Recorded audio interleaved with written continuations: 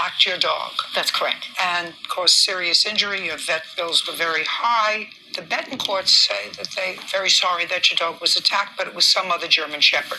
So tell me when and where this happened. On October 22nd, my boyfriend Jesse... Of this year? Of this year, 2016. My boyfriend Jesse and I were at the park with my grandson and my granddaughter. We were walking on the dog path, which is generally where you walk, where you're just going to walk with your dog, not throw the ball. There's a field for that. So Jack was about 2 or 3 feet ahead of us when I noticed another German. Yes, this would be Jack. It's Jack. And Jack is 3 years old.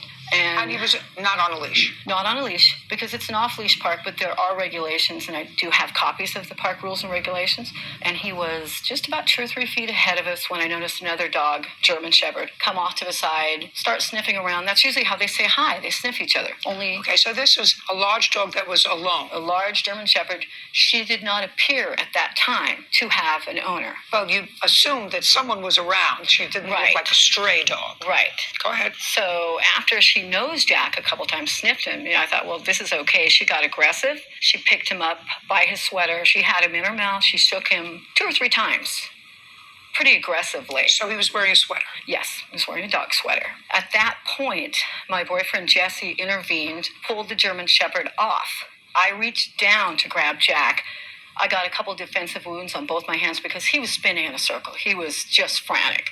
Before I could pick him up, the dog escaped its collar, again, grabbing Jack. So the German Shepherd got out of his collar? Yes, slipped out of the collar, which was not untight, and that is an assumption. I will say that because I didn't see the collar, and picked him up again. But your boyfriend was holding him back? Yes. And he slipped out and came in back and attacked your dog again? Yeah. Well, were you holding your dog at that time? I had not been able to retrieve him. She swooped in too quickly and got him again. And that's when Jesse jumped in again, pulled her off, and restrained her. At that time, a bystander, I don't know who she was, God bless her, helped me. We threw my jacket around Jack, picked him up, and held him close like that. And it was very difficult to do because he was in a lot of pain. He was crying. He was in an awful lot of pain. Where was the German Shepherd at that time? Jesse had her restrained. Okay. And while he was restraining her at that point, that's when I noticed Miss Betancourt come up. She did offer an apology. She? Yes, she. She offered an apology. She had small children with her. What did she say? She didn't say, I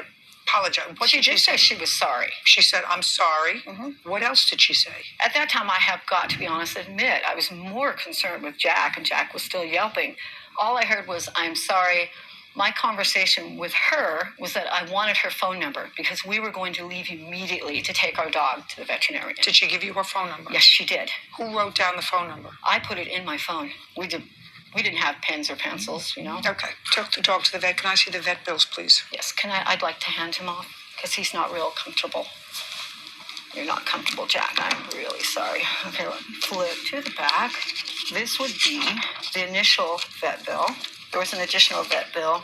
This is the breakdown of how those charges were. Now, I assume you contacted Miss Betancourt at some point after you had the dog tended to by a veterinarian and surgery was completed.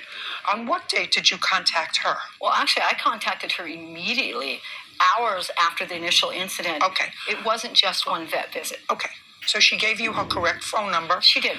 And can you tell me the conversation that you had with her? I was not able to converse with her when I first tried to call her and text her. I got no response. And then I need to explain that at that time there was a lot of trauma. We hadn't even been able to get Jack out of our car. He was in so much pain. There was a lot of trauma. When did you finally reach Miss Betancourt? Later on in the late afternoon. Of the 22nd? Yes. And tell me about the conversation. She called me back and she was upset with me for leaving messages, insisting that she call, insisting that they talk to us about doing the right things. Just a second. I want you to tell me what she said. Well, when I first picked up the phone and she called, her tone was irate and it was along the lines of, I don't need you leaving me messages like this. I don't need you calling me. What kind of messages did you leave? My last message I left her was after numerous attempts to call her, and I was distraught and I was irate and I was, you need to contact us. I got it.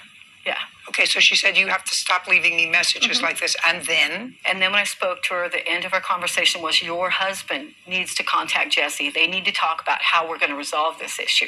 And what did she say? And she said that would take place. Did it? It did take place.